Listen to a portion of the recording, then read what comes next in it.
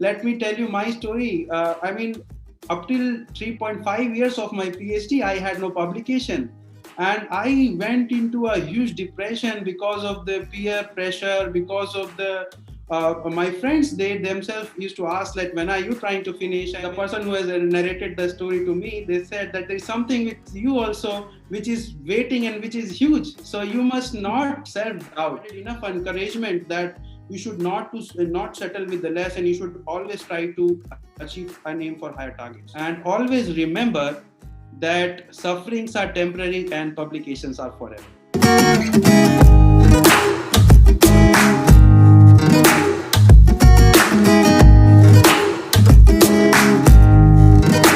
Hi everyone, my name is Anita Sharma and I welcome you all again on Import Hub Media. So it is really an interesting journey so far, and I am looking at various scholars in their PhD journey itself. And one such amazing person is going to be with us today is Mr. Aditya Sahu, who is doing his PhD from IIM Kashipur in operations area, and I'm very excited to see such type of inspiring and amazing people around who are making India proud in terms of research journeys. Let me welcome Aditya now. Hi Aditya, welcome to Importer Media. I'm so excited to see you. Hello, Anita. Thank you for having me here. So Aditya, I was following your work on LinkedIn, and it's amazing to see that you are the first scholar from IIM Kashipur to publish three A category papers. It's like a hat trick for you, um, and I'm sure everybody is very proud of you. So tell me, how does it feel like when you are just still a student, you are about to convocate, and you have three papers already in your hands? How does it feel? Yeah, it feels great to have three back-to-back E category publications, and I am the first one here at IIM Kashipur to have set a benchmark of publishing in A category journals. So yeah, I feel elated and I feel much more confident, Hmm. and I aspire to publish much more papers in good quality journals in future. Hmm. So yes, it gives me immense confidence to further strive for more better publications and even targeting to journals like FT50s and A stars in future. Hmm. Great. So how did you celebrate like this hat trick? How did you celebrate? Where did you go? Yeah, so for any scholar, seeing the acceptance mail brings utmost happiness. And if you are in a PhD journey, no other thing will bring much happiness compared to that acceptance mail. So, Yeah. talking about my last paper acceptance, I was there in Dehradun campus of IIM Kashipur, Yeah. and when I saw that mail, I was like, I felt that yes, I made a hat trick, and then I thought of patting my own back, and of course, it was not possible with the help of my supervisor, Professor R.K. Padhi, one of my mentors, Professor Amandeep Dheer, and Professor Devabata Das. But yes, it is always important to celebrate. So what I did was, I posted on the social media, and I also, informed my father, because he was there in this entire journey in the Yeah. thick and thin, Yeah. right? So I informed my father, and I informed to my close friends, and then what I did is, like, even in let me tell you about the second paper publication. Hmm. So it took me around 1.5 years until the paper got published, and let me tell you, 4 rounds of revisions and 6 external anonymous reviewers were there.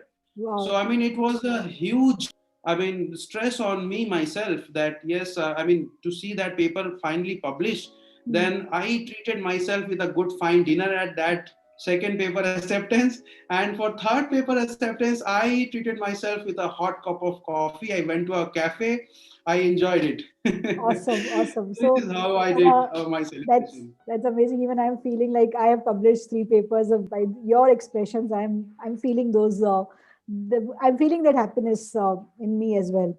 So tell me more about your strategies. Like as you have mentioned that some papers got one paper got four reviews. And what was your strategy? Like how did you plan your FPM time so that you could publish? papers like this? Okay, so if I talk about strategies, let me tell you, I did not had any prior experience before entering into the FPM Mm, journey, and mm, I am the first scholar of operations management discipline at IIM Kashipur who would mhm, be getting graduated, right? So it was quite tough and challenging for me to, think even publishing in good rated journals. So for me, how I started is like through reading good quality papers. I mean, I used to read only those papers which are published either in A category journals or A star journals. And this is how I understood that what are the essential components which are required to get the paper published in such top rated mhm, journals, peer reviewed mhm, journals. So what I did is, I mean, it may sound naive, but if I want to write my introduction section, I used to read a similar topic paper, and I used to read only the introduction section of each of those papers, and I used to understand, okay, this is the necessary aspect which every author is trying to bring into his paper or her paper. So this is how I develop my introduction section, that how can I drive knowledge and information from those published papers and how I can introduce into my paper. And this I did for other sections of my paper, and this was one of the important strategies which made me publish in top tier journals. And the second most important strategy was, I mean, writing. So I criticized my writing myself. So what I did is, I mean, everybody, I think, who is in the PhD journey knows that the first draft is not the final draft, right? So, I mean, for me, if I talk about the first paper, I had like at least revised it for 25 to 30 times. But upon the course of this duration and the learning curve, I mean, it significantly decreased, but still, you require to criticize your own set of writing. You have to see what new things you can incorporate, how better you can understand and put it into the text of in the form of a paper, right?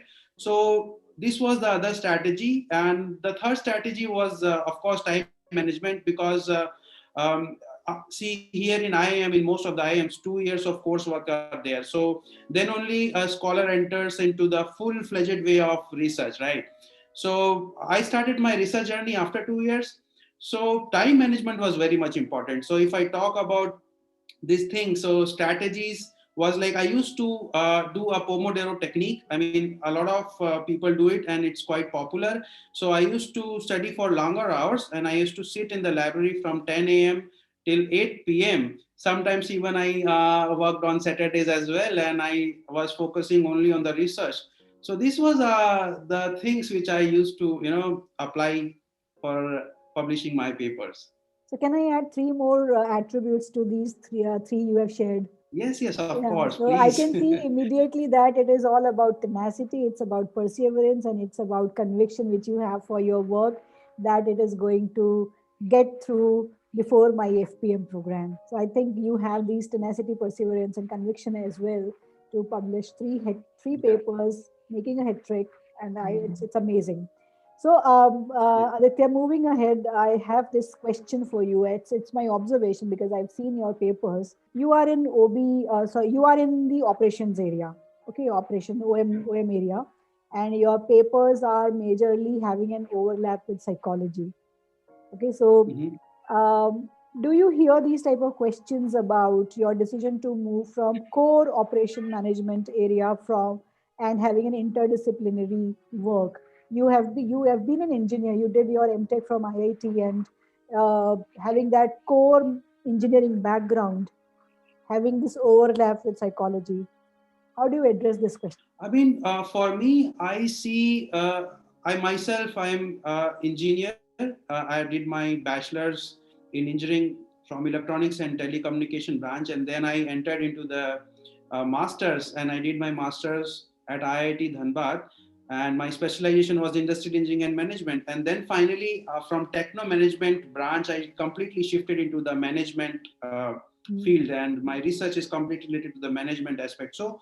Uh, Talking about myself, I was quite comfortable to work on the interdisciplinary aspects. And for me, and for everybody who can feel and who can see that the emerging trends of several domains, like behavioral operations management is there, behavioral finance is there, behavioral marketing is there. So I think this type of things brings much more rigor into the research and brings much more further insights into any particular branch of field, whether it is marketing, whether it is operations management, or whether it is finance. But yes, I sometimes it may be a question for scholars that when they go out for the recruitment, and some of the faculty members or the panelists may ask that your paper is more into the marketing literature, and although you are a scholar of operational management, I mean, but I see it is like, if you are using, for me, since I applied a psychology theory in one of my papers, which is published into the Operations Management Journal. So if you can justify your work by publishing your work into the Operations Management Journal, I mean, then I think there is no issue of such kind of questions which they would ask, and this is how you can address. I Hmm. feel. Great. Thank you for answering this question. And I'm sure a lot of people will have an understanding. Like, even if you are having multidisciplinary work, it is much more appreciated and acknowledged these days, because um, then only we will develop holistically. So that's the approach we generally adopt nowadays. Thank you. So another question which I have, and I'm sure, I think you never had time to be lonely, I think, because you were so much into your research. You were sitting in the library, and research is generally considered as a lone journey. But looking at you, I could sense that you were mostly into your research. So have you ever felt that loneliness? Yes, of course. I mean, it's a part of the process. I mean, we say that with your degree, I mean, you bring anxiety, you bring the symptoms of depression, you bring imposter syndrome, right? So, I mean, there were bad phases during my journey which people don't see. And let me tell you my story. I mean, up till 3.5 years of my PhD, I had no publication, and I went into a huge depression because of the peer pressure, because of the my friends, they themselves used to ask, like, when are you trying to finish? I mean, so I mean, there was a whole lot of stress, and I used to overthink, and also used to self doubt on myself, that whether my things will turn into a success, whether my efforts would turn out to be a good into a good thing. So, but I, like, for this I used to talk to some of my friends, and someone narrated me this very beautiful story. So, I mean, if you would allow me to, I would like to share. So there was one female elephant and one female dog. So they both Hmm. were friends. Hmm. So what happened? I mean, it's quite an interesting story. So they both got pregnant at the same time. So what happened? The female dog gave birth to the puppies, six puppies, like in 3 to 4 months. But the elephant did not give birth by that time. Hmm. And after again 6 months, the female dog again gave birth to 4 5 puppies. But the elephant still was pregnant but hadn't delivered the baby. So since they both were friends, the female dog asked the lady elephant that, why are you, like, are you really pregnant or so? So then the lady elephant told to that female dog, see, what you are delivering is something people will not that much admire, like, but if I deliver the baby, the earth feels. So I mean, and they, when the baby elephant walks on the road, the people admire it and see it with awe. So there is something with you also. The person who has narrated the story to me, they said that there is something with you also which is waiting and which is huge, so you must not self doubt. So this is how I, try to keep myself motivated. So I had a good, some of the good friends. I have also my guide who always, believed in me and always supported me, and he provided enough encouragement that you should not settle with the less, and you should always try to achieve and aim for higher targets. Yeah, so Great. this was the mantra which I followed. Yeah. Awesome. So, do you have any message, one single line message to the potential PhD students? Okay, so for potential PhD students, I would give two messages. Like, start the habit of reading good papers, and also start the habit of writing regularly. And always remember that sufferings are temporary and publications are forever. So this is the message I Wow. would like to Thank you so give. much, Aditya. You ended really well. Sufferings are temporary and papers are permanent. Awesome. Really awesome. Press the bell icon on the YouTube app and never miss another update.